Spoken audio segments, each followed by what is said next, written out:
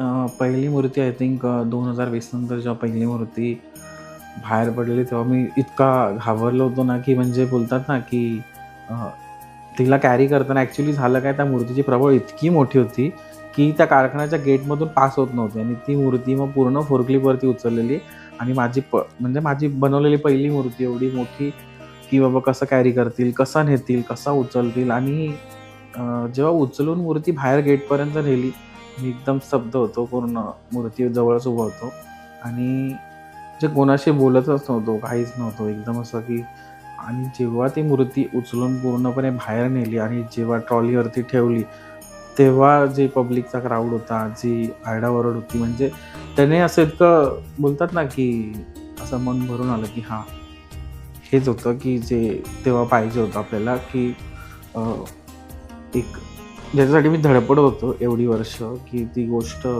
मिळाली मला. म्हणजे की तिथेच भरून पावलं. मी तेव्हा विचार नाही केला, की लोकांचा इतका चांगला अप्रोच येईल आणि इतकं लोकं डोक्यावरती घेतील.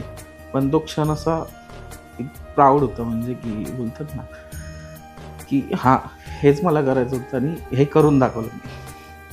घरच्यांचा म्हणजे बोलाल तर माझे वडील खूप लहान असताना ऑफ झालेत 5वी असताना आणि खूप स्ट्रगल केलं आईने माझ्या.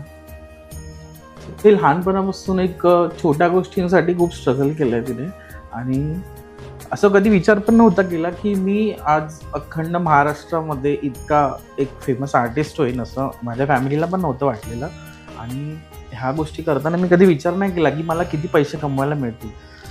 आणि जेव्हा ती मूर्ती बाहेर पडली, त्याच्यानंतर सेकंड आणखीन एक मूर्ती बाहेर पडली, जेव्हा माझ्या आईला लोकांनी रस्त्यात अडवून विचारलं, की तुझ्या मुलाने एवढं काम चांगलं केलं, तेव्हा तिचे डोळे भरलेले बघून एक बोलतात ना, की हां, की आपण काहीतरी कमवलंय. पैसाच नाही, आयुष्यात माणसं पैसे सगळेच कमवतात, पण जी एक इज्जत असते ना, की आपल्या कामांमधून, ती मी कमवले आणि मला त्याच्यात खूप आनंद आहे, की